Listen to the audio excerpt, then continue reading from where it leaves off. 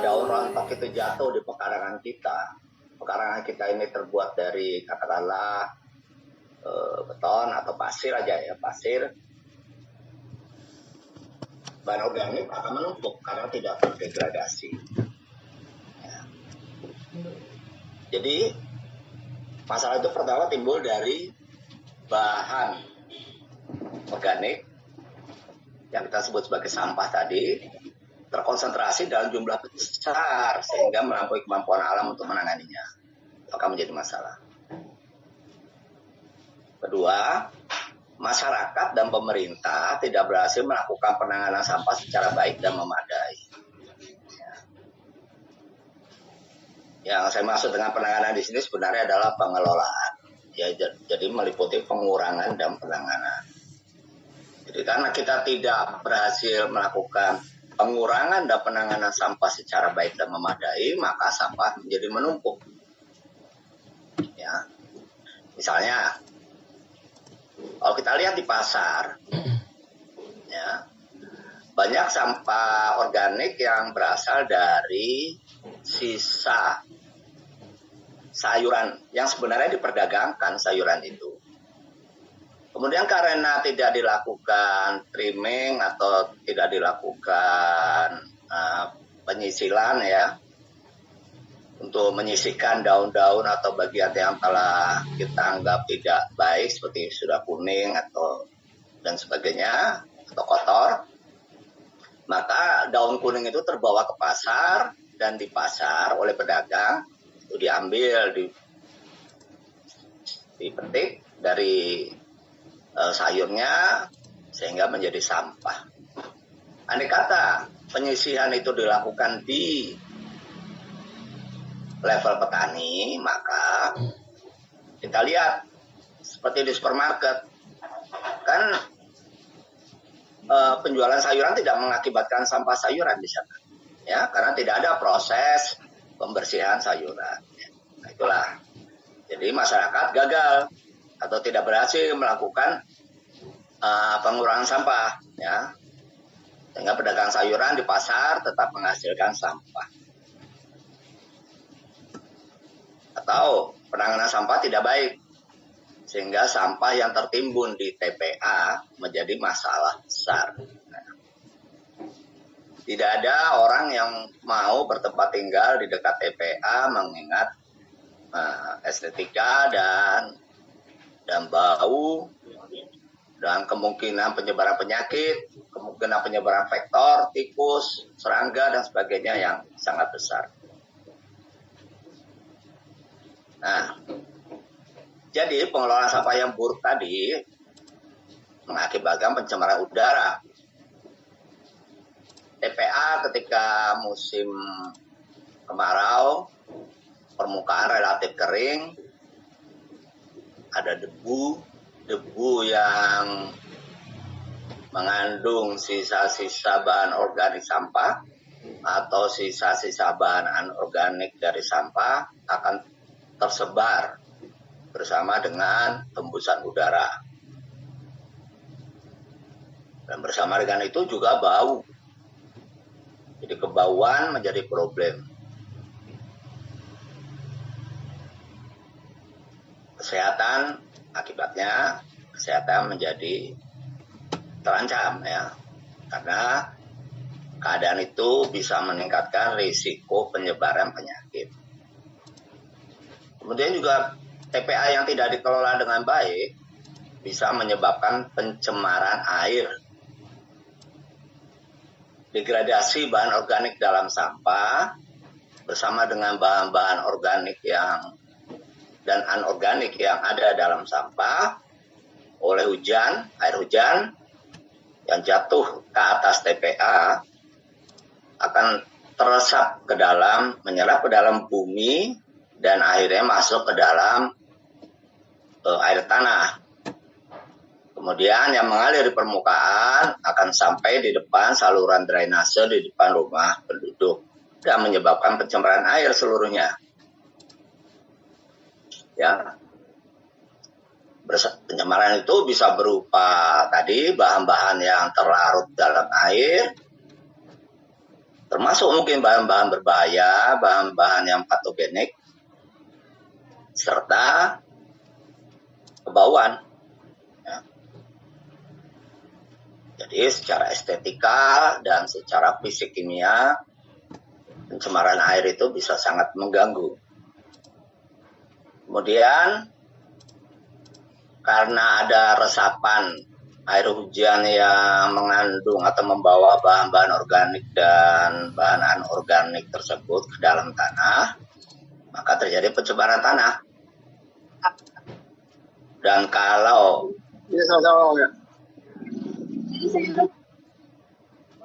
ya bagaimana Pak Syafan? Oke, mungkin tanpa sengaja masuk. Dan kalau pencemaran air itu akan menyebar, kemudian di sekitarnya ada lahan pertanian, maka menjadi masalah. Ya, pencemaran tanah tersebut merugikan para petani. Kemudian ingat bahwa sampah kita ini ada sampah campuran, mungkin di dalamnya ada limbah elektronik atau limbah industri atau limbah-limbah berbahaya lain.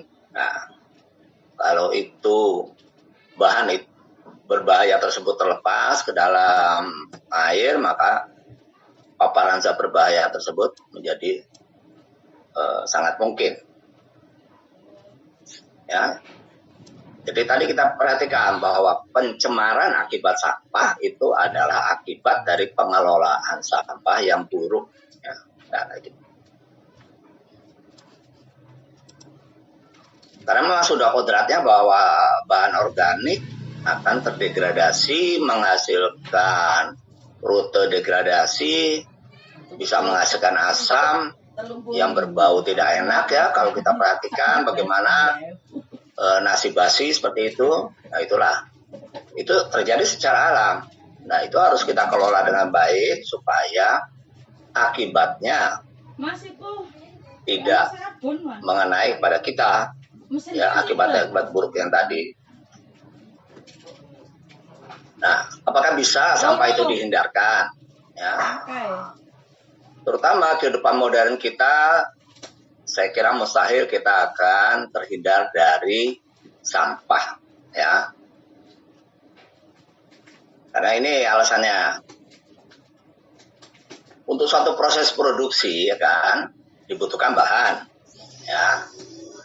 Bahan itu bisa berasal dari luar. Kemudian bahan itu supaya bisa dipakai dalam proses produksi harus disesuaikan ukurannya misalnya atau timbangannya. Ya. Kalau kita ambil contoh konkret, misalnya proses produksi menanam sayur, itu saja ya, yang nggak kita bayangkan apakah menanam sayur itu menghasilkan sampah. Kita lihat nanti.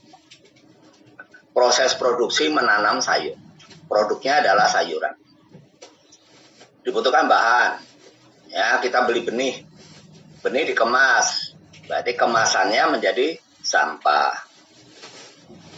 Kita membutuhkan pupuk, pestisida atau zat-zat yang lain. Selalu dalam kemasan, hasilnya adalah sisanya adalah sampah. Ya. Itu kita lihat, bahkan di dalam proses produksi menanam sayuran pun, yang kita anggap itu proses alam, ramah lingkungan, itu bisa dihasilkan sampah. Kemudian dalam proses produksinya, petani mencabut rumput liar yang akan mengganggu tanamannya, misalnya tanaman sawi. Lalu rumput liar itu menjadi sampah, ya, yang harus dikelola dengan baik. Ya.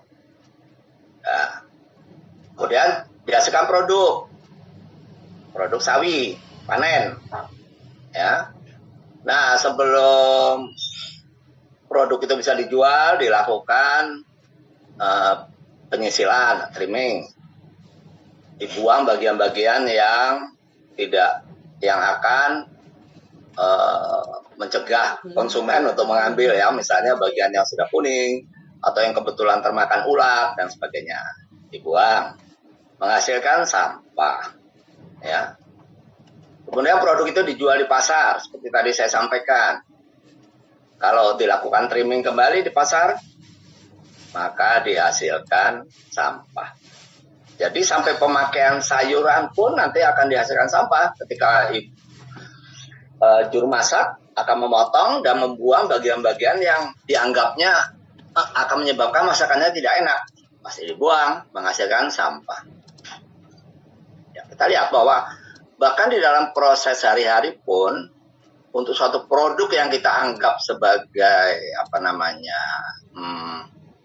produk hijau begitu ya, kayak produk pertanian, menghasilkan sampah pada semua level itunya level aksi yang ada di dalam life cycle atau daur ulang.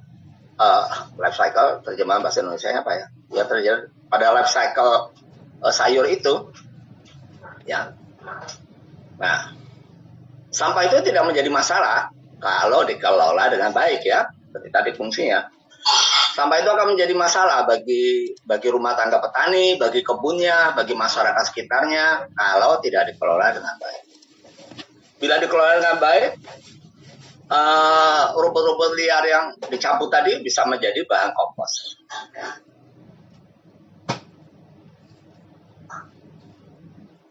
Nah, tadi kata kunci berikutnya setelah sampah diproduksi atau timbulan sampah itu adalah pengelolaan sampah.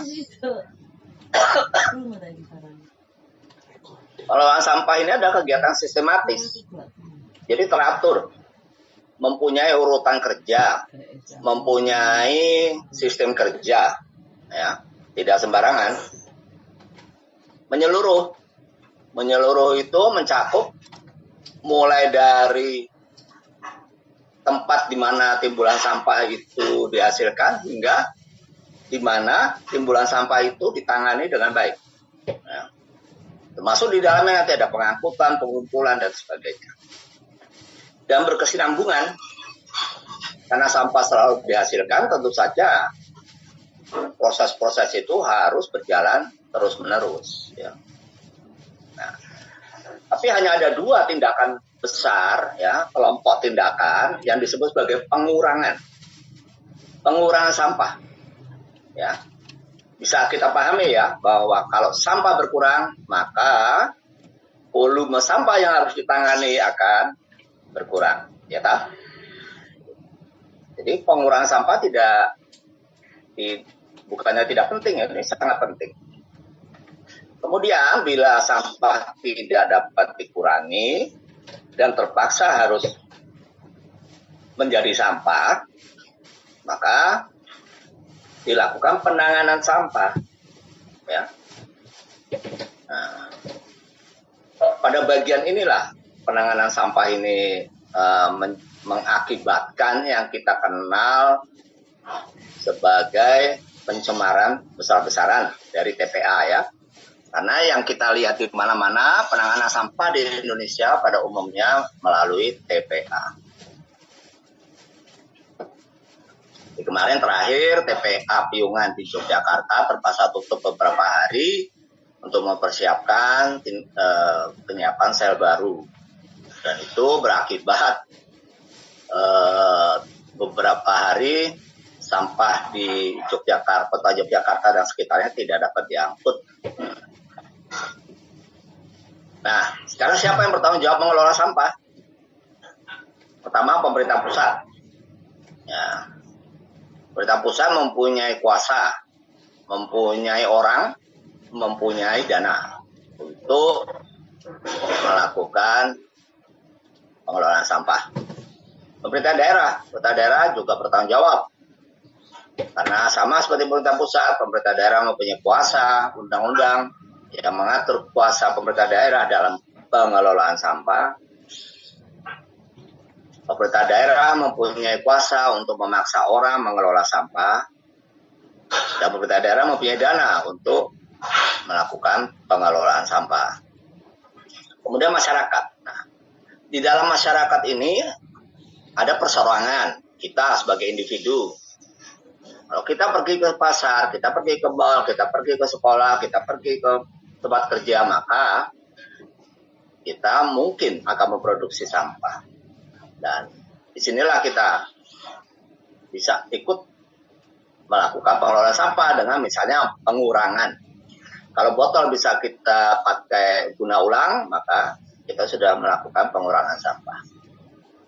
Kelompok orang, komunitas, ini berarti ibu-ibu di suatu RW bersepakat membentuk bank sampah untuk mengelola sampah-sampah yang mempunyai nilai ekonomis. Itu adalah kelompok orang.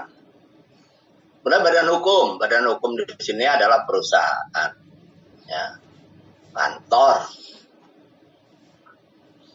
pabrik, industri, dan sebagainya yang mempunyai badan hukum.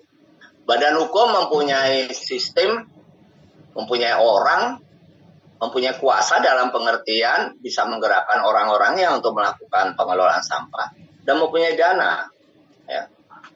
Dan badan hukum mempunyai liabilitas, kewajiban yang tidak bisa dihindari dalam hal itu. Karena seperti telah kita lihat tadi, sampah dihasilkan pada seluruh aspek kehidupan kita, sehingga kemungkinan industri pun akan menghasilkan sampah, ya.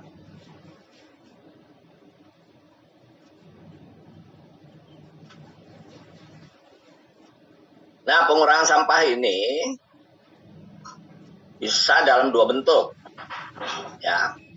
Kita mengurangi secara fisik jumlah sampah. Botol mineral, air mineral itu sesampai di tempat kerja kita isi kembali dengan air minum, ya. Berarti mungkin dalam sehari itu kita menggunakan satu botol saja, walaupun satu botol, setiap botol berisi 600 ml air minum. Kita minum 3 botol, tapi kita hanya menggunakan satu botol. Itu kita sudah mengurangi jumlah botol PET yang potensial menjadi sampah kalau itu langsung kita buang. Atau mengurangi toksisitas sampah yang dihasilkan, ya. Ini berkenaan dengan sampah-sampah yang tergolong menghasilkan bahan berbahaya. Atau bisa juga pengurangan itu dengan kegiatan pemanfaatan kembali sampah, ya. Oh, tadi saya beri contoh botol air minum. Tentu saja botol air minum ketika kita gunakan untuk kedua kalinya belum berupa sampah, kan? Karena itu belum kita buang, ya. Itu masih kita kuasai, masih ada dalam tas kita misalnya. Jadi tetapi bisa juga, ini pemanfaatan kembali sampah ini misalnya ada orang membuang sampah ember plastik yang sudah tidak terpakai, mungkin alasannya karena retak, kemudian dimanfaatkan kembali sebagai pot untuk menanam sayuran, ya. Jadi kita tidak usah membeli pot plastik, tetapi kita gunakan ember plastik yang rusak tadi, ya. Nah, ini kegiatan pemanfaatan kembali sampah. Sesuatu yang sudah menjadi sampah kita gunakan kembali dalam proses produktif.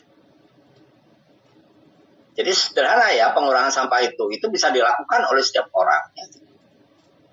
Sehingga ketiga pihak, terutama masyarakat, itu bisa melakukan dengan baik, ya, seperti itu.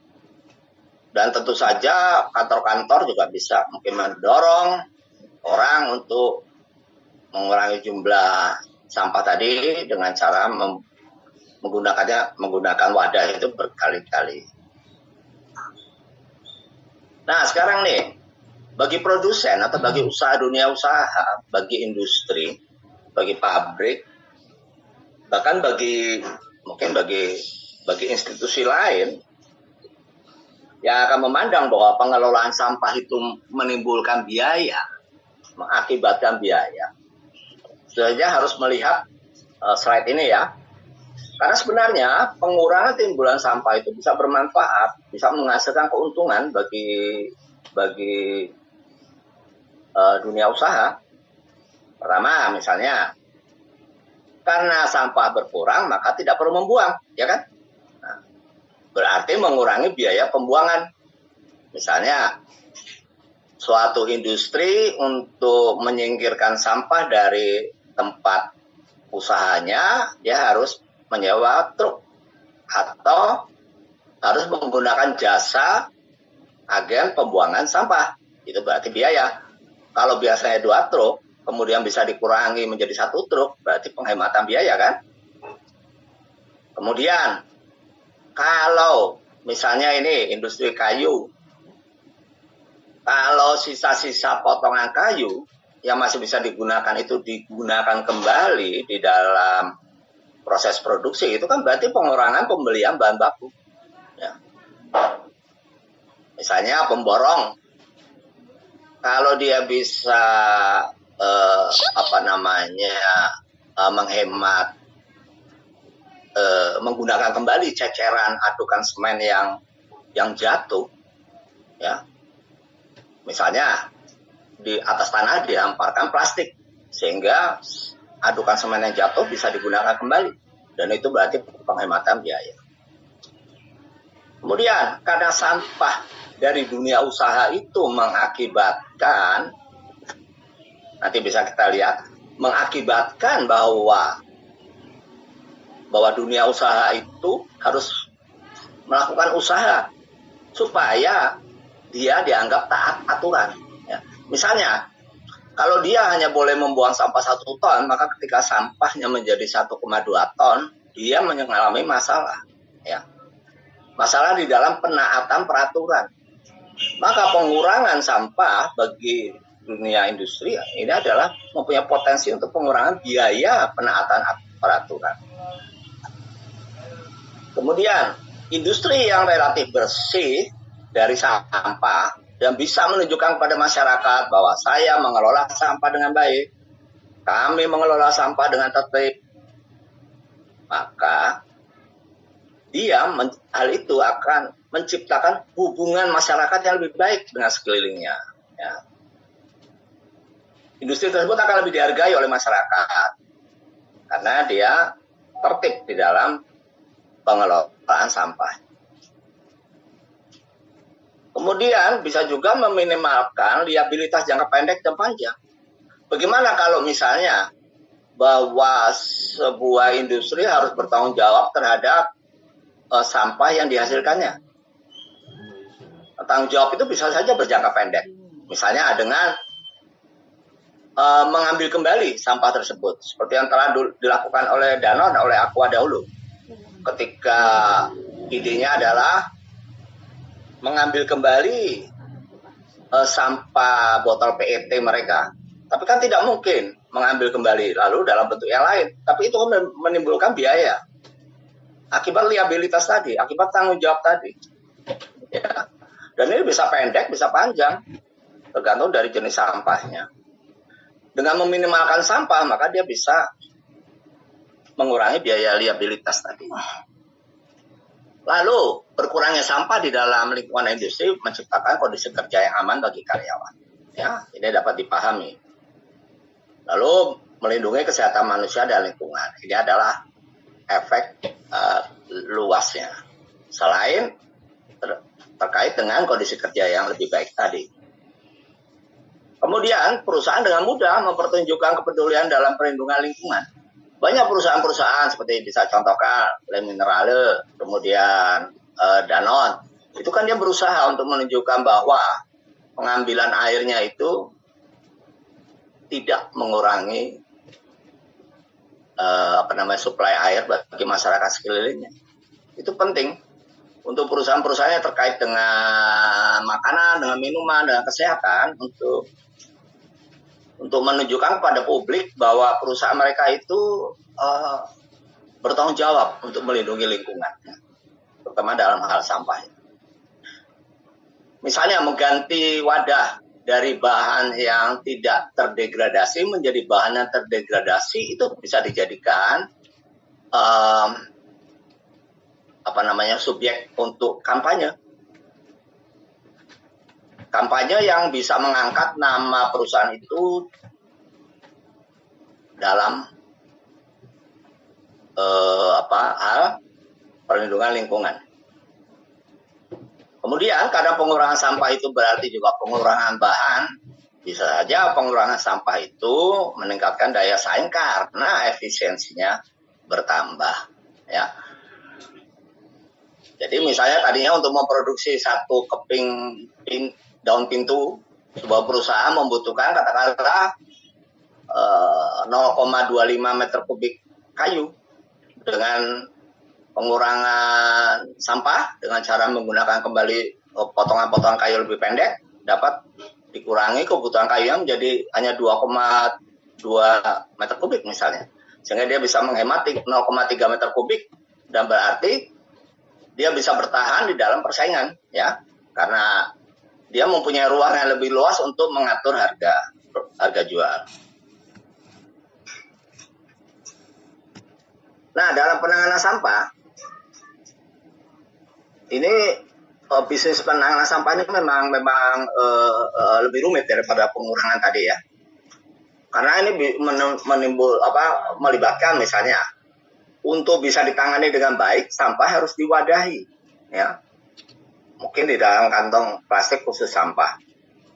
Kemudian sampah kan tersebar di setiap rumah, di setiap pusat-pusat kegiatan, sedangkan pusat penanganan sampah kan terbatas, maka sampah harus dikumpulkan. Kemudian untuk memindahkan sampah dari tempat pengumpulan ke tempat pemrosesan, dilakukan pengangkutan sampah, ya. Kemudian di tempat pemrosesan dilakukan pengolahan sampah, baik itu untuk didaur ulang maupun untuk ditimbun di dalam TPA atau landfill. Dan itulah yang disebut sebagai pemrosesan akhir sampah. Sehingga TPA yang dulu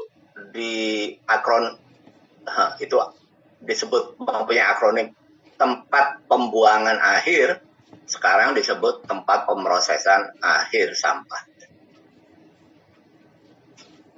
Nah, ternyata sebetulnya secara liabilitas hukum, ya, bagi pengelola TPA ini belum berakhir, ini bukan sebagai ending dari, artinya setelah pemrosesan akhir sampah, TPA ditutup kemudian tamat ceritanya, bukan. Dia masih mempunyai liabilitas, masih mempunyai kewajiban untuk melakukan monitoring. Itulah sebut tadi liabilitas jangka panjang tadi, itu sangat menyusahkan sebenarnya. Ada seorang profesor ahli sampah di Jerman pernah dalam kuliahnya menyebutkan atau menanyakan pada mahasiswanya, berapa lama sebenarnya TPA ini, ya, yang kita anggap sebagai akhir dari proses penanganan sampah, harus diawasi. Secara teoritis infinity, tidak terhingga, jadi seumur hidup. Tapi pada umumnya orang menganggap 300 tahun mungkin oke. Bayangkan, liabilitas sampai segitu lama, ya. Dan banyak ketentuan di dalam peraturan kita menyebut 30 tahun misalnya, ya. Tapi itu harus satu jangka yang panjang, ya. Bukan jangka yang pendek. Dan itu tetap merupakan kewajiban dari perusahaan atau dari orang atau dari badan hukum yang melakukan proses TPA tadi. Nah, kita sekarang pada umumnya kita lihat nih, di mana-mana sampah hanya dikumpulkan, diangkut, dibuang. TPA, tempat pembuangan sampah, tempat pembuangan akhir sampah, tamat, ya, jangan sampai tamat. Ya. Akibatnya penduduk mengeluh sekitarnya, semacam keluhannya yang sudah kita dengar di depan tadi. Nah, ini harusnya menjadi perhatian, sampah itu digunakan kembali. Maksudnya bendanya, ya, bukan dia sebagai sampah, ya. Kalau digunakan kembali dia lalu sebagai benda yang bermanfaat. Atau dikurangi, tadi sudah disebut salah satu pengelolaan sampah adalah pengurangan. Kemudian daur ulang, ya, recycle. Nah, yang tidak bisa di 3R tadi, ya, itu disebut residu. Residu baru diangkut ke tempat pengolahan atau pemanfaatan lagi yang lebih rumit. Ya, ini tadi kan mungkin pemanfaatan sederhana, ya, bisa dilakukan oleh kelompok ibu-ibu RW misalnya. Nah, yang tidak bisa dimanfaatkan secara sederhana harus dibawa ke tempat pengolahan atau pemanfaatan untuk dimanfaatkan lagi, ya. Dan yang sudah sama sekali tidak bisa digunakan atau dimanfaatkan, maka akan diletakkan di dalam sanitary landfill, bukan open dumping, ya, sanitary landfill. Untuk kemudian dilakukan monitoring selama tadi mungkin 30 tahun, mungkin 300 tahun, tergantung dari ketentuan otoritas LHK setempat. Pada kenyataannya, paling tidak sampai dekade pertama abad 21 ini, sebagian besar ya tetap melakukan pengurukan. Pengurukan di sini artinya yang disebut sebagai tanda petik landfill, yang kita kenal sebagai TPA, ya. Bagian besar itu adalah lari ke TPA, yang dikomposkan atau dibakar itu sangat kecil. Nah, padahal TPA di Indonesia ini sebagian besar adalah open dumping landfill, tanpa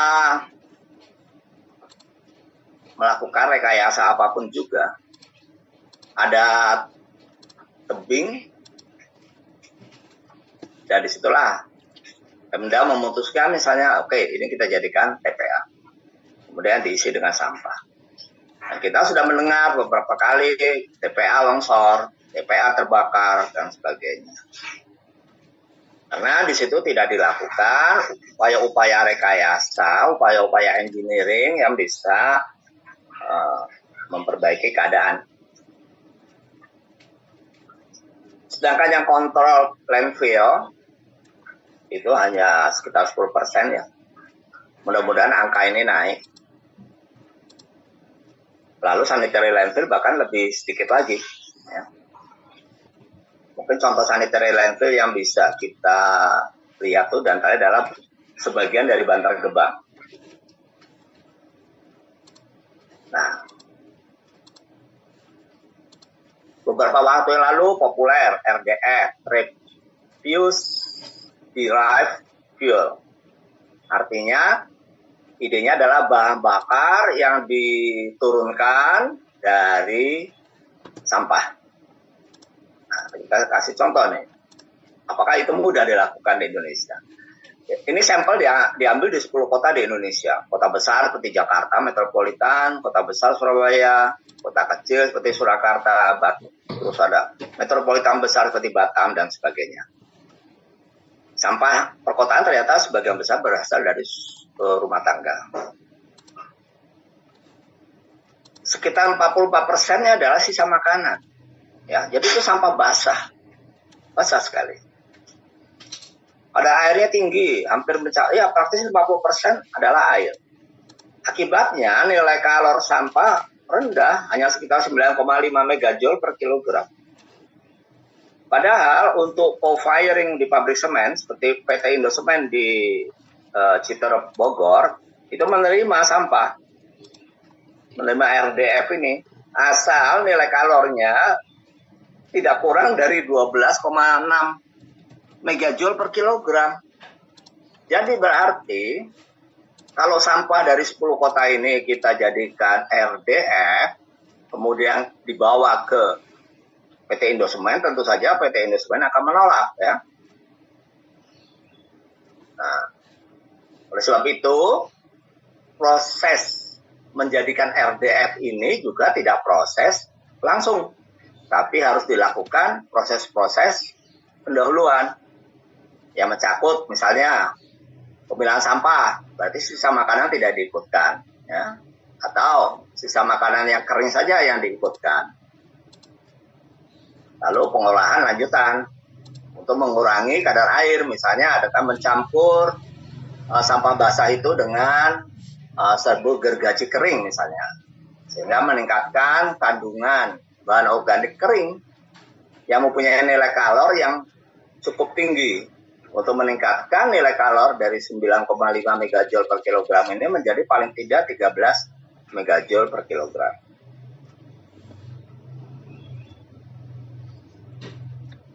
Ini bisa digambarkan bahwa di Bandung misalnya sampah basah ini mendominasi, baik dari permukiman maupun dari pasar. Ya. Sedangkan sampah yang relatif kering ini itu lebih sedikit. Ya. Jadi meskipun sampah basah itu adalah bahan organik yang kalau kering mempunyai nilai kalor tinggi, tetapi ketika basah maka dia nilai kalornya rendah. Jadi high heating value-nya tinggi, tapi higher heating value-nya tinggi, tetapi lower heating value-nya rendah. Ya. Nah, ini sekarang kita menarik ini. Di TPS pun sampai PTPA tetap saja dominasinya adalah sampah basah. Ya. Nah, ini kita sekarang sampai ke akhir dari pembahasan pertama kita. Nah, ini adalah sesuatu yang bagi kita ini masih menjadi ideal, ya, angan-angan. Ya. Secara parsial orang sudah melakukan beberapa hal di dalam keseluruhan peta ini. Peta ini adalah apa yang dilakukan di negara seperti Amerika Serikat dan beberapa negara Eropa. Nah, jadi sampah yang datang itu dipisahkan antara sampah yang mempunyai nilai kalor tinggi atau nilai kalor rendah, tidak menjadi masalah, dan sampah yang tidak mempunyai nilai kalor. Nah, tidak mempunyai nilai kalor misalnya logam, gelas, bahan organik lain, mungkin akan dilakukan 3R di situ. Kalau ekonomis dan cost efektif, ya, artinya biayanya rendah. Bila tidak, maka masuk ke dalam landfill. Ya. Lalu yang mempunyai nilai kalor, ya, misalnya plastik, kertas, karton, terus sampah pekarangan, potongan daun, potongan pohon, sisa makanan, tekstil, dan sebagainya, itu disorting. Yang bisa didegradasi, misalnya sisa makanan, lalu sisa-sisa daun di kebun, kemudian sampah tadi dari kebun sayur, dimasukkan dalam composting, jadikan kompos. Tuh. Kemudian atau dimasukkan ke dalam suatu digester untuk menghasilkan biogas. Biogas menghasilkan gas yang dapat dibakar sehingga menghasilkan energi. Ya. Nah, bisa juga tadi sampah yang punya nilai kalor rendah dan tinggi tadi diproses menjadi RDF. Kita contohkan tadi melalui pre-processing macam-macam, diantaranya adalah meningkatkan kekeringannya, meningkatkan nilai kalornya dengan penambahan zat-zat tertentu, dengan penambahan bahan-bahan tertentu, lalu membuat pelet dan sebagainya, sehingga dihasilkan RDF. RDF ini bisa dijual ke perusahaan-perusahaan yang menggunakan RDF sebagai bahan bakar. Ya. Kemudian yang nilai kalorinya tinggi tadi bisa saja dengan insinerasi dihasilkan panas, kemudian melalui combined heat and power ini dihasilkan listrik dan panas. Panas bisa digunakan untuk macam-macam usaha. Nah, sisa dari pembakaran akan masuk dalam landfill. Ya. Jadi kita lihat bahwa yang masuk ke dalam landfill ini adalah bahan yang tidak organik, ya. Sisa-sisa potongan besi, gelas, potongan semen dan sebagainya, ya. Kemudian abu dari pembakaran masuk ke dalam landfill. Volumenya sudah jauh berkurang dan tidak menghasilkan problem jangka panjang yang berat, ya, karena potensi produksi metananya menjadi rendah, ya. Kalau pertanyaannya apakah hal ini bisa dilakukan, ya. Unit composting di Indonesia banyak contohnya, baik yang swasta maupun yang masyarakat dan pemerintah juga ada, sudah banyak contoh composting sampah kota, sampah pasar. Saya punya kenalan yang mempunyai kebun sayur di daerah Cisarua sebelah utara Cimahi ke arah Lembang. Dia mempunyai lahan di Kota Bandung yang digunakan sebagai pabrik kompos, ya. Jadi orang itu setiap hari menaruh wadah di pasar-pasar, misalnya pasar induk Ciroyok, Bandung.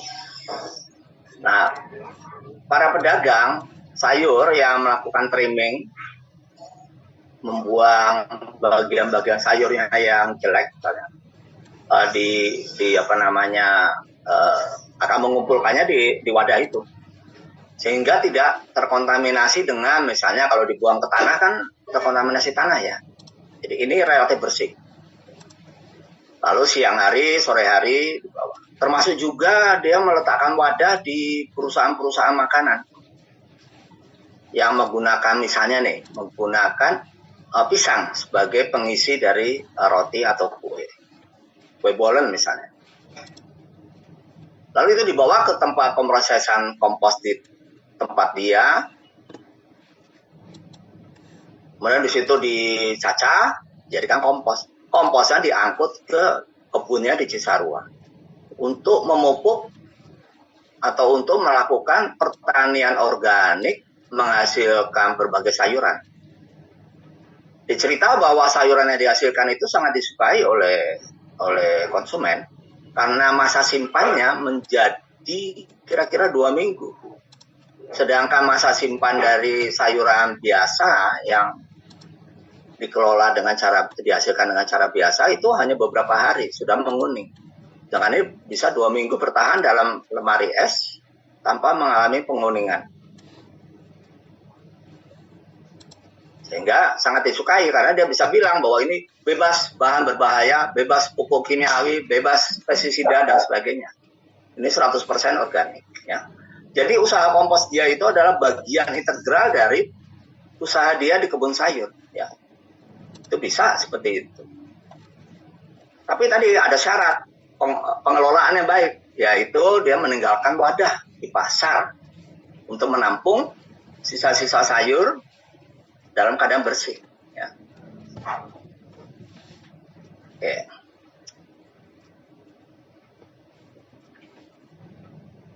Nah, sekarang apa insentifnya? Bagi perusahaan insentifnya adalah penghargaan, nanti kita lihat. Tapi sekarang bagaimana bagi pemerintah daerah yang susah payah mengelola TPA-nya dengan baik? Adipura, sasaran mereka Adipura, karena pengelolaan sampah adalah salah satu unsur penting di dalam penilaian untuk mendapatkan Adipura. Oke. Kemudian bagi perusahaan bagaimana? Proper. Bagi perusahaan yang melakukan proses terhadap air limbahnya, tidak melakukan upaya lain, hanya mendapatkan rating black, hitam. Waduh, kalau perusahaan punya propernya hitam, sedih sekali. Ya. Kemudian yang melakukan pengendalian pencemaran udara, kemudian mengelola limbah B3-nya itu baru mendapatkan merah. Masih menyedihkan ini, perusahaan yang mendapatkan proper merah. Lalu yang mempunyai AMDAL yang baik, selain tadi melakukan upaya-upaya penanganan air limbah, kemudian pengendalian pencemaran udara, juga mempunyai AMDAL atau izin lingkungan lain atau UKL-UPL. Itu mendapatkan biru. Nah, semua ini biasanya masih mengupayakan penanganan limbahnya secara end of pipe. Jadi oke lah, biar limbah dihasilkan, nggak apa-apa, nanti kita tangani. Ya, ini disebut sebagai end of pipe. Ini dianggap sebagai level pengelolaan limbah secara keseluruhan yang agak-agak bawah. Jadi sampai biru pun masih agak-agak bawah derajatnya ya, atau levelnya di dalam pengelolaan limbah secara keseluruhan. Nah, bagi perusahaan yang melakukan sistem pengelolaan lingkungan yang baik, kemudian juga mengelola sumber daya, melakukan konservasi seperti tadi saya ceritakan, berupaya mengurangi penggunaan bahan baku, karena bahan baku yang tidak memenuhi syarat untuk karena ukurannya misalnya akan tetap disimpan untuk digunakan di dalam proses yang menggunakan bahan baku yang ukurannya lebih pendek. Ini berarti resource conservation kan. Dapat green. Wah, bagus ini. Green. Kemudian mereka yang melakukan community development, CSR dan sebagainya, melakukan upaya-upaya pembinaan masyarakat, bank sampah dan sebagainya, bisa mendapatkan emas. Ya. Nah, biasanya perusahaan-perusahaan ini yang hijau dan emas ini itu melakukan yang disebut sebagai cleaner production atau produksi bersih, ya, upaya produksi bersih. Pengurangan bahan baku, kemudian daur ulang di dalam proses produksi, pengurangan limbah yang dihasilkan, dan melakukan inisiatif 3R ya. Tadi di dalam seluruh level produksinya. Sini. Nah, lalu di mana kaitannya dengan bahasan kedua nanti kita ini, yaitu mengenai assessment? Serta di sini, environmental management system. Nah, ini semua mensyaratkan bahwa, termasuk di sini juga, bahwa personil yang melakukan upaya pengolahan air limbah, lalu pengurangan air limbah yang dihasilkan, kemudian melakukan penanganan terhadap pencemaran udara, penanganan limbah B3, ya. Semua itu mempunyai, termasuk di dalamnya sampah ya, semua itu mempunyai sertifikat kompetensi, ya. Jadi itu. Jadi kepentingan perusahaan untuk mengirim karyawannya untuk memperoleh sertifikat kompetensi itu salah satunya, selain untuk meningkatkan kualitas atau kemampuan mereka di dalam mengelola lingkungan dalam perusahaan, juga untuk memenuhi atau mentaati aturan-aturan yang terkait dengan ini, penghargaan yang sangat didambakan oleh dunia industri adalah proper emas ini. Ya. Oke. Nah, nanti silakan cari di sumber-sumber internet, ini tampaknya ada, bisa baca apa yang saya jelaskan tadi. Kita sekarang kembali ke skema sertifikasi sampah ya, topik kita hari ini. LSP ini mempunyai 4 skema yang terkait dengan sampah pada level manajemen, pada level supervisi, pada level operasi, transportasi, dan operasi pengolahan sampah. Nah, prinsip asesmen ini adalah semua prestasi kerja peserta asesmen itu adalah menjadi bukti, yang disebut sebagai bukti. Kemudian kami berdasarkan bukti-bukti tersebut menilai apakah peserta asesmen layak untuk dikategorikan sebagai kompeten. Menurut apa kompetennya? Menurut suatu standar. Nah, standar yang digunakan atau benchmark yang digunakan adalah yang disebut sebagai SKKNI. Nah, ada banyak SKKNI. Kami gunakan SKKNI 187 yang diterbitkan pada tahun 2016 yang merupakan lampiran dari keputusan Menteri Ketenagakerjaan nomor 187 tahun 2016 tentang penetapan SKKNI. Kategori pengadaan air, pengelolaan sampah dan daur ulang, pembuangan dan pembersihan limbah dan sampah. Golongan pokok pengelolaan limbah, bidangnya adalah pengelolaan limbah industri. Ya.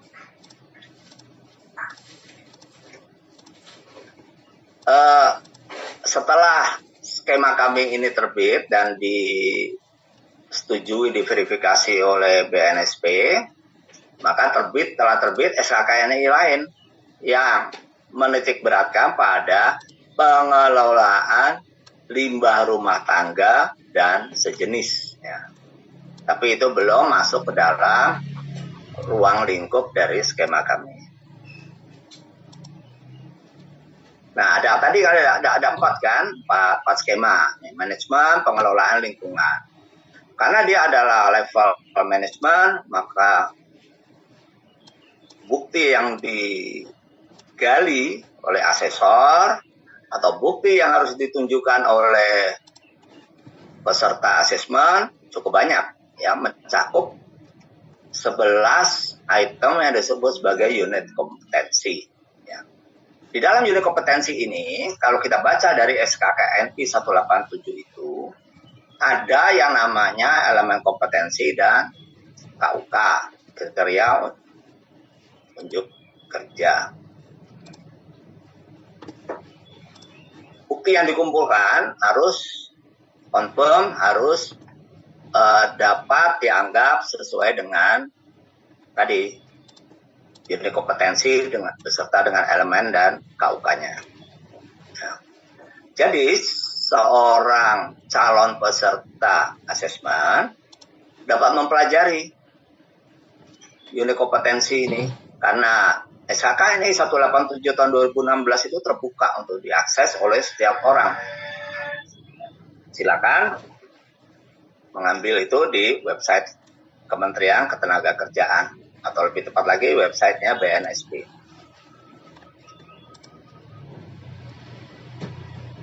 Nah, karena level manajemen tentu saja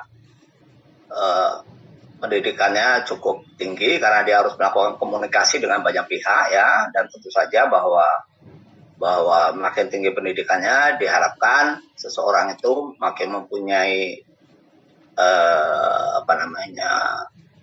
skill atau keterampilan komunikasi yang baik. Kemudian tentu saja bahwa dia telah bekerja sebagai manajemen pengelolaan sampah atau lingkungan di dalam suatu industri. Ya.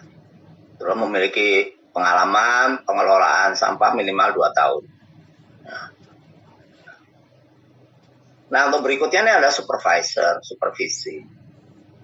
Ya, mempunyai 10, ya, mengumpulkan bukti untuk 10 unit kompetensi. Nah, sedikit di bawah tadi ya level manajemen, tapi berbeda, ya. Karena supervisor sudah lebih banyak terlibat di dalam pekerjaan pelaksanaan. Bukankah dia mengawasi suatu grup orang, ya? Nah, pendidikannya juga S1. Nah, tapi pengalaman di bidang pengelolaan sampah cukup 1 tahun, ya tidak lama-lama amat. Nah, berikutnya adalah operasi transportasi. Tugas pokoknya ini adalah mengoperasikan alat transport sampah. Ya. Mengapa di sini tidak ada persyaratan unit kompetensi yang menyangkut mengemudikan truk?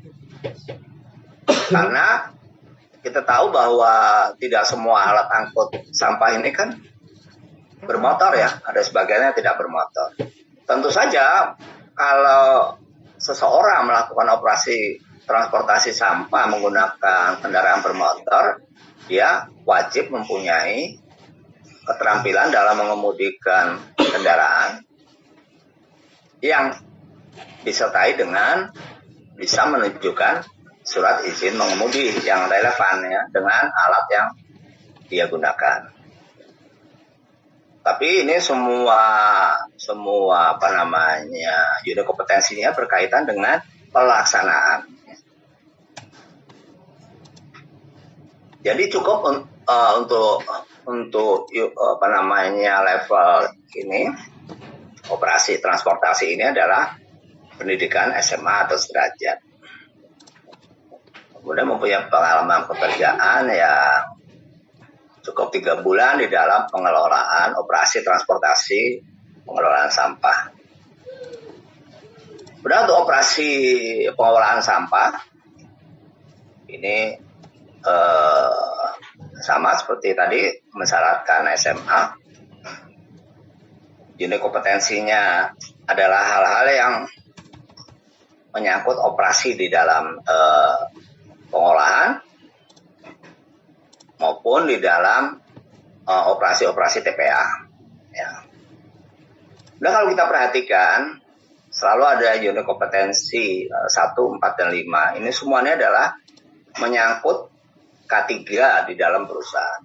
Jadi pada setiap level, baik itu manajemen, supervisi, operasi, itu bukti bahwa mereka memahami dan terampil di dalam pelaksanaan K3 itu merupakan keharusan. Ya. Karena semboyannya di dalam pekerjaan itu kan safety first. Ya.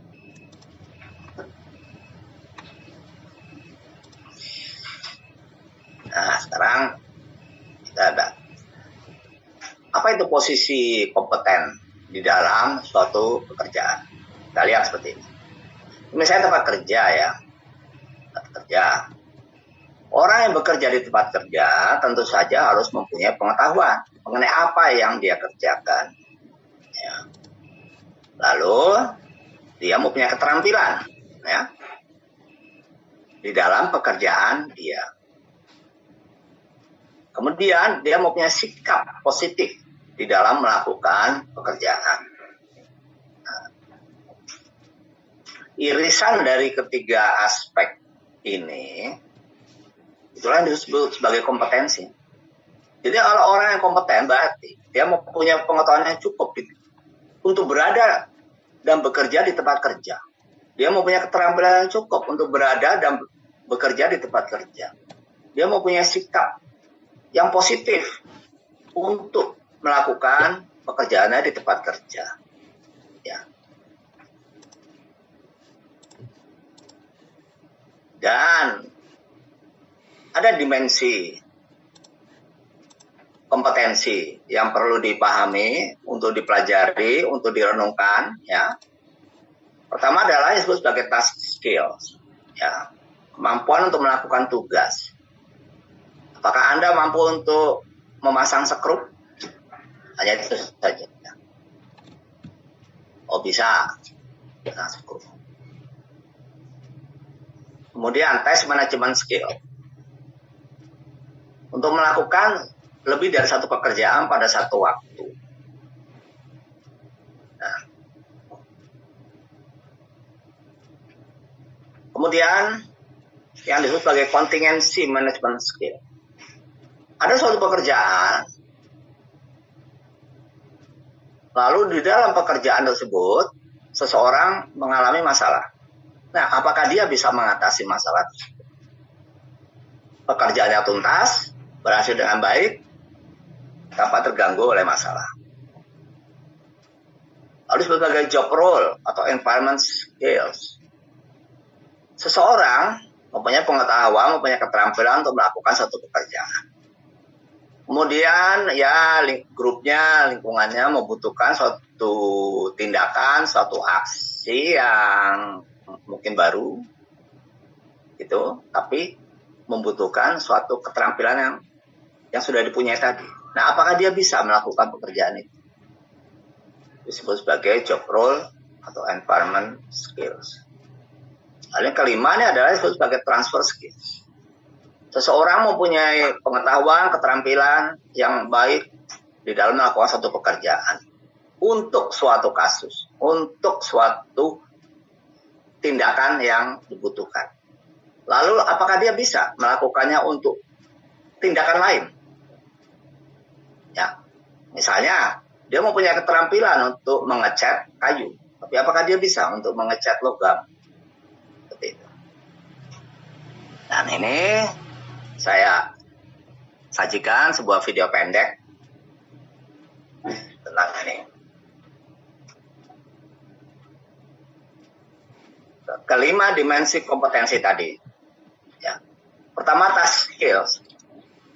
Melakukan pekerjaan sesuai dengan standar pada satu pekerjaan. Seperti contoh ini menggunakan fotokopi. Tugas Anda adalah memfotokopi. Nah. Kemudian task management skill. Bisa melakukan beberapa tindakan sekaligus. Kemudian contingency skill. Tadi ada masalah, kita melakukan tindakan. Seperti misalnya kertas macet, berarti harus menarik kertas. Dan job role tadi. Wah, kita butuh mencetak nih. Biasa kita memfotokopi. Mesin cetak dan mesin fotokopi kan mirip sekarang ya. Nah, kita bisa lakukan transfer skill. Tadinya menggunakan Minolta, sekarang menggunakan Mercanon, nanti mungkin satu saat yang lain. Ya. Jadi, contoh ini task skill. Menggunakan fotokopi, task management skill. Memilih kertas ya untuk yang sesuai dan seterusnya ya. Mungkin sebenarnya seseorang sudah mempunyai skill tersebut ya, tetapi baiklah kita renungkan kembali apakah kita sudah memenuhi kelima dimensi skill tadi. Ya. Nah, sertifikat kompetensi ini bukan sertifikat hasil pendidikan,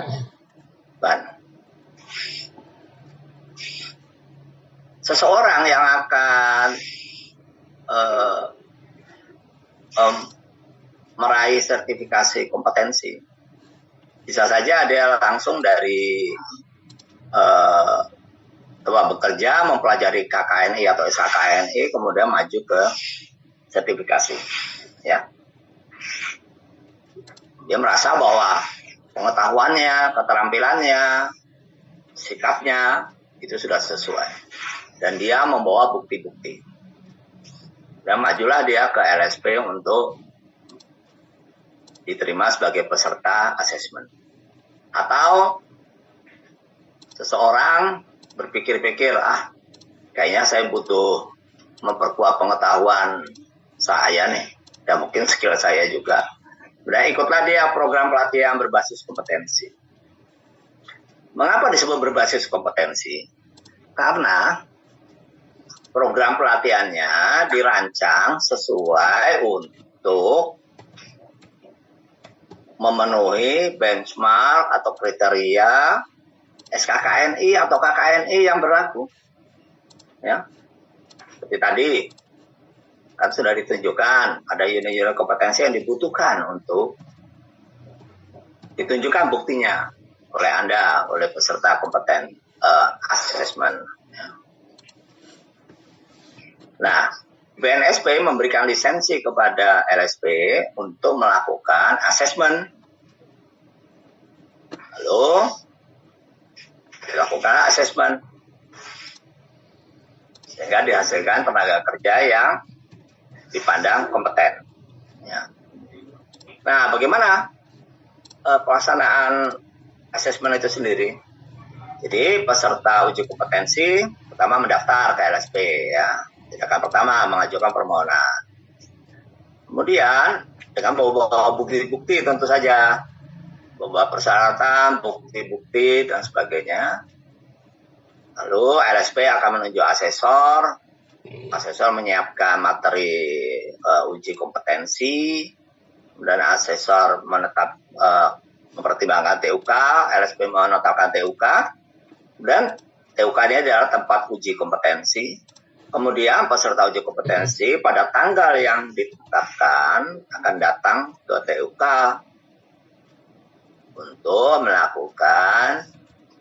untuk menunjukkan bukti, untuk melakukan wawancara, untuk macam-macam, tergantung dari bukti-bukti yang dibutuhkan oleh asesor. Ya. Nah, setelah itu asesor beserta dengan LSP melakukan tindakan menelaah hasil atau bukti-bukti yang dikumpulkan, ya, melibatkan yang namanya komite teknik pada LSP. Hasilnya adalah keputusan apakah perlu diberikan atau dikeluarkan atau diterbitkan sertifikat kompetensi atas nama peserta kompetensi tersebut. Ya. Di dalam kerjanya LSP dapat melakukan survei pada peserta uji kompetensi yang telah kembali ke tempat kerja. Nah, sekarang bukti. Mungkin membingungkan apa itu bukti. Pertama nih, tadi kriterianya ada di dalam unit-unit kompetensi pada SKKNI. Ya. Kemudian bukti.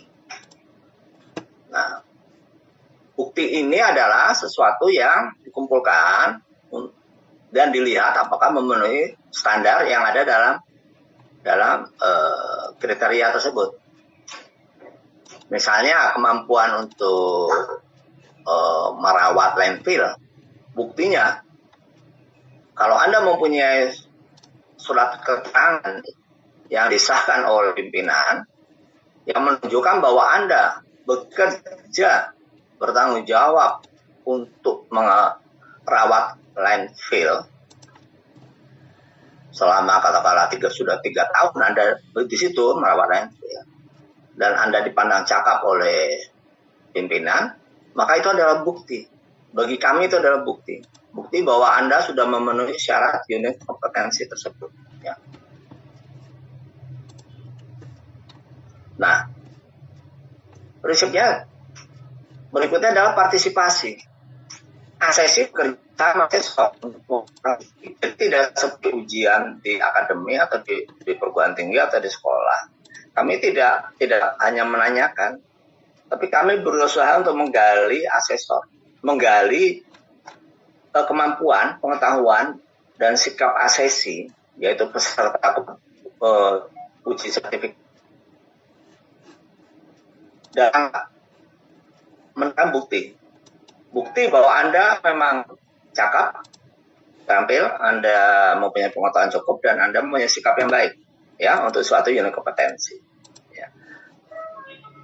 Nah, ini biasanya terekspresi di dalam sesi yang namanya wawancara. Ya. Disinilah kita sama-sama mengumpulkan bukti. Atau di dalam sesi misalnya observasi.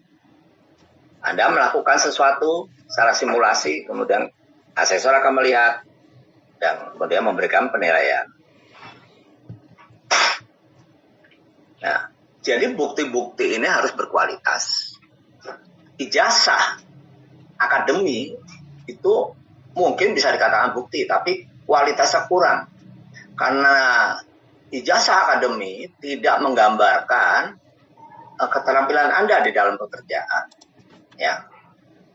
Tetapi mungkin cukup memadai dalam beberapa hal untuk merupakan bukti untuk pengetahuan. Ya. Nah, oleh sebab itu, asesor harus bersama dengan asesi mengumpulkan bukti-bukti lain yang menunjukkan keterampilan Anda, ya, yang tidak dapat ditunjukkan oleh bukti ijazah akademik. Jadi bukti itu harus valid, ya, memenuhi kriteria dapat dalam acuan pembanding. Misalnya acuan pembandingnya menyatakan perawatan landfill, maka bukti itu harus mengenai perawatan landfill, baru dikatakan valid. Kemudian asli, bukti itu yang dikumpulkan merupakan pekerjaan asesi. Misalnya tadi, surat keterangan dari pimpinan Anda bahwa Anda bekerja awak landfill. Wah, itu merupakan bukti yang asli. Ya. Kemudian bukti itu terkini. Ya, terkini itu beberapa tahun, ya. Misalnya pengalaman 2 tahun, ya, paling tidak. Jangan bukti yang 6 tahun, ya. Paling tidak ya bukti yang 3 tahun masih dikatakan gitu. Kecuali kalau pengalaman Anda memang 6 tahun, ya bukti 6 tahun yang lalu, tetapi juga diharapkan bukti yang lebih terkini ditunjukkan. Ada artinya mencukupi seluruh bagian acuan pembanding. Ijazah tadi tidak memadai, ya, karena tidak menunjukkan bagaimana keterampilan pemilik ijazah tersebut.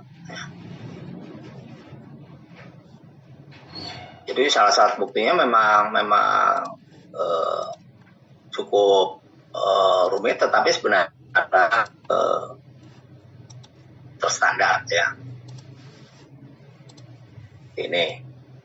Jadi seperti tadi telah saya sampaikan, bahwa kalau disebut valid itu adalah memenuhi semua kriteria yang ada di dalam jeda kompetensi, dalam acuan, di dalam pembanding, di dalam benchmark.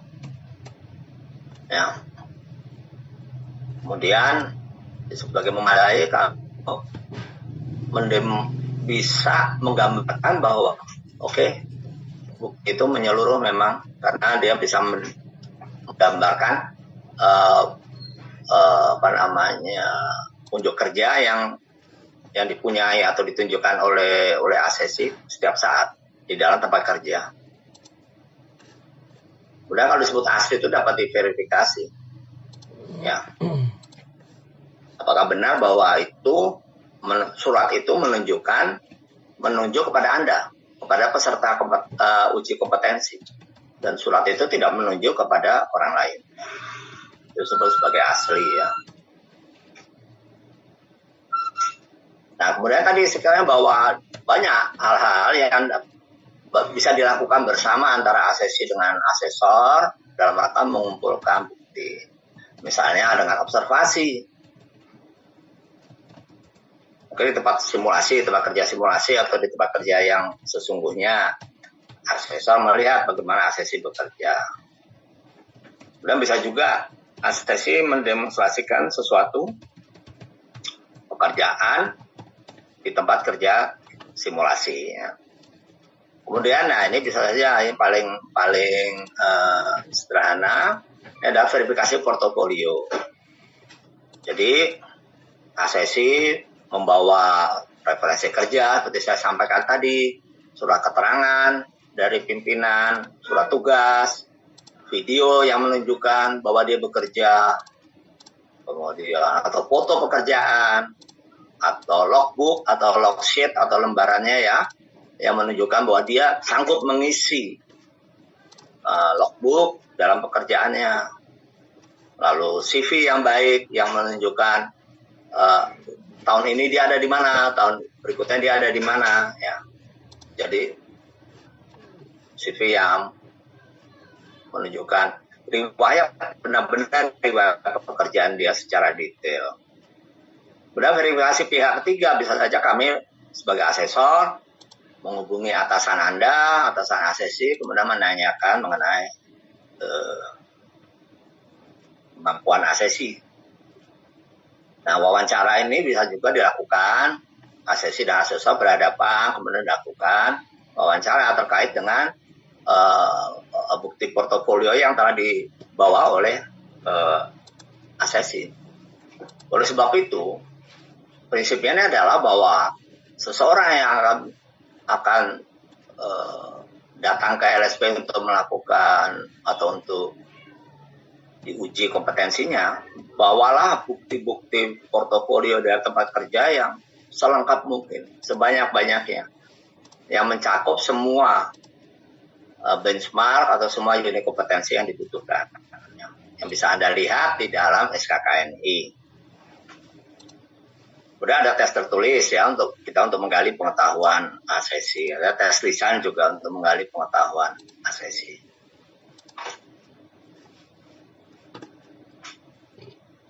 Jadi asesor mempelajari, melihat bukti-bukti, kemudian memutuskan, merekomendasikan kompeten atau belum kompeten. Kami tidak menggunakan istilah tidak kompeten, tapi belum kompeten. Karena orang bekerja itu pada level yang paling rendah pun dia mempunyai suatu kompetensi ya, hanya mungkin belum memenuhi kriteria yang dipersyaratkan di dalam unit kompetensi dalam SKKNI. Oleh sebab itu kami menggunakan istilah belum kompeten. Lalu setelah saya sampaikan tadi, ada tim teknis yang melakukan verifikasi, melakukan telaah terhadap bukti-bukti yang telah dikumpulkan. Kemudian dibuatlah keputusan, lalu diterbitkan sertifikat. Ya. Nah, ini adalah profil lembaga pelatihan ya, profesi ya. Ini terkait dengan suatu lembaga sertifikasi ya. Jadi pelatihan dan sertifikasi biasanya merupakan satu kesatuan.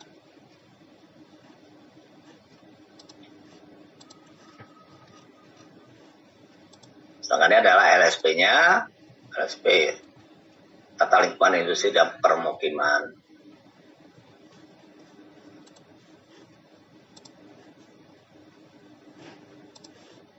Ini kami mempunyai website, kemudian ada juga address di Facebook. Kemudian malah ada di Instagram juga ya. Nah, ini adalah sejarah dari LSP TLIP ya, dibentuk tahun 2016, kemudian diperbarui pada aktanya pada tahun 2021.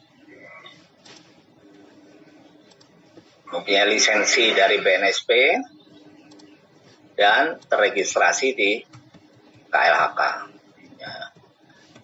Jadi kalau misalnya pada proper, lalu perusahaan menunjukkan sertifikat kompetensi seseorang, dan ternyata sertifikat itu diterbitkan oleh suatu LSP, maka KLHK akan mengecek apakah LSP tersebut telah terregistrasi pada KLHK. Ya, jadi penting sekali. BNSP memberikan lisensi, berarti LSP dianggap telah bisa melaksanakan uji kompetensi sesuai dengan aturan yang dipersyaratkan. Sedangkan KLHK meregistrasi LSP untuk merupakan jaminan bahwa LSP tersebut memang mempunyai kapasitas untuk melakukan uji kompetensi untuk hal-hal yang terkait dengan peraturan-peraturan lingkungan hidup di Indonesia. Saat ini kami mempunyai 24 asesor ya. Cukup bervariasi asesornya, karena walaupun kebanyakan adalah tentang hal-hal keilmuan yang berkaitan dengan lingkungan hidup ya. Jadi seperti ini, punya keahliannya sangat beragam,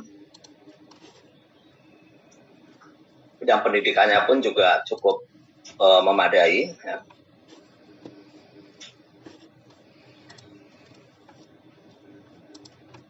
Karena memang bidang lingkungan ini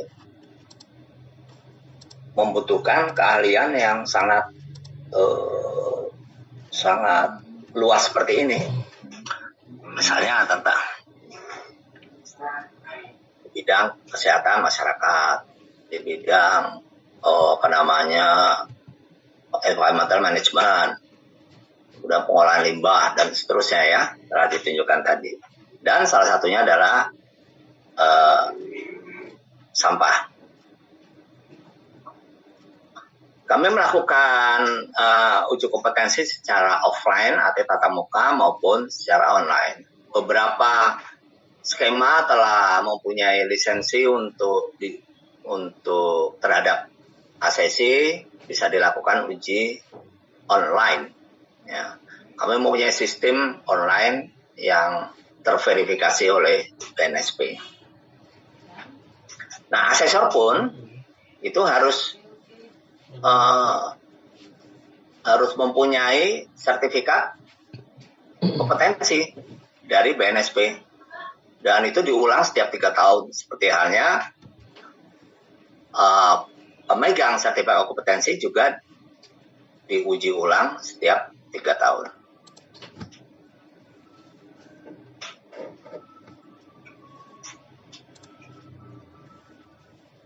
Nah, bagi pemegang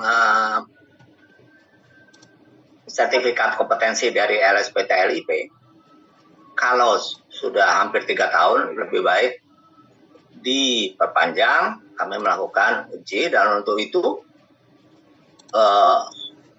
karena tentu saja bukti-bukti yang dikumpul atau dipunyai oleh ACC kan sudah lebih lengkap ya, tidak kalau dia melakukan reassessment, melakukan uji ulang, sehingga lebih mudah nanti di dalam pelaksanaan asesmennya, karena kita tinggal memverifikasi bukti-bukti bersama dengan ACC-nya.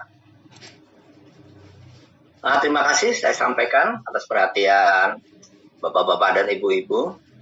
Kita akhiri sesi ini. Saya kembalikan kepada Pak Dwi Riantoro.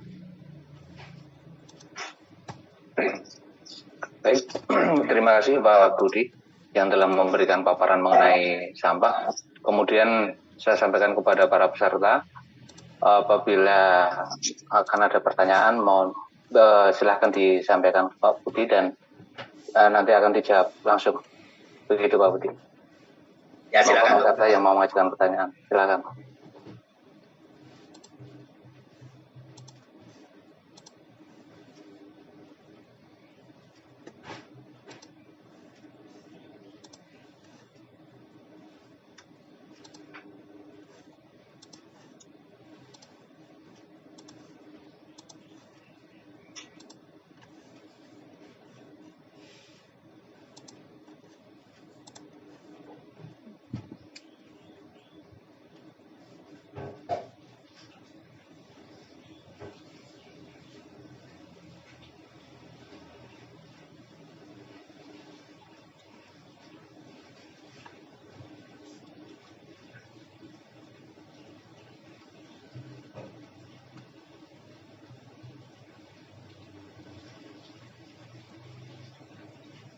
Silakan para peserta, barangkali ada pertanyaan.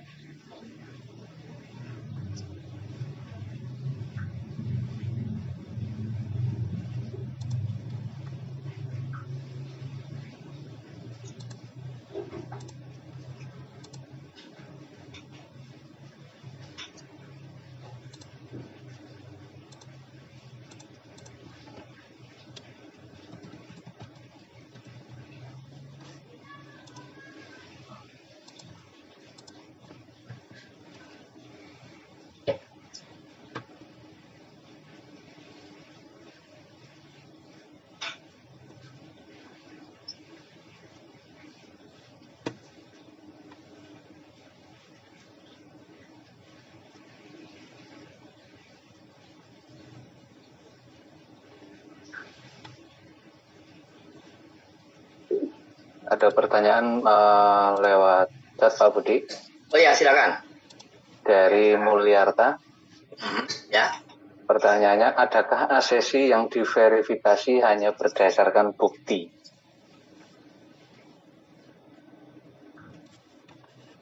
hanya berdasarkan bukti ya. Hanya berdasarkan bukti ya. Ya. Prinsip asesmen sebenarnya adalah memverifikasi bukti. Memang hanya bukti. Nah, bukti itulah yang bermacam-macam ya, yang bisa digali. Bukti itu bisa merupakan tadi hasil observasi, bisa juga merupakan portofolio. Ya, jadi yang macam-macam itu adalah jenis buktinya. Sedangkan verifikasi pada prinsipnya memang hanya asesmen pada prinsipnya memang melakukan verifikasi terhadap bukti-bukti. Ya. Jadi memang hanya bukti yang kami kumpulkan. Ada bukti yang sudah diserahkan oleh asesi, kemudian ada juga bukti yang harus dikumpulkan bersama dengan asesi. Ya, asesor mengumpulkan bukti bersama asesi, atau asesi sudah menyerahkan bukti yang tadi memenuhi valid, asli, terkini, dan memadai. Itu jawabannya, Pak. Memang hanya bukti, Pak. Asesmen itu hanya mengumpulkan bukti. Bahkan tes tertulis pun itu adalah dalam rangka mengumpulkan bukti. Bukti apakah asesi mempunyai pengetahuan yang cukup, misalnya. Seperti itu.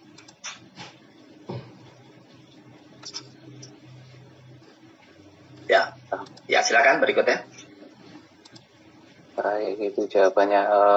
Pertanyaan selanjutnya, monggo.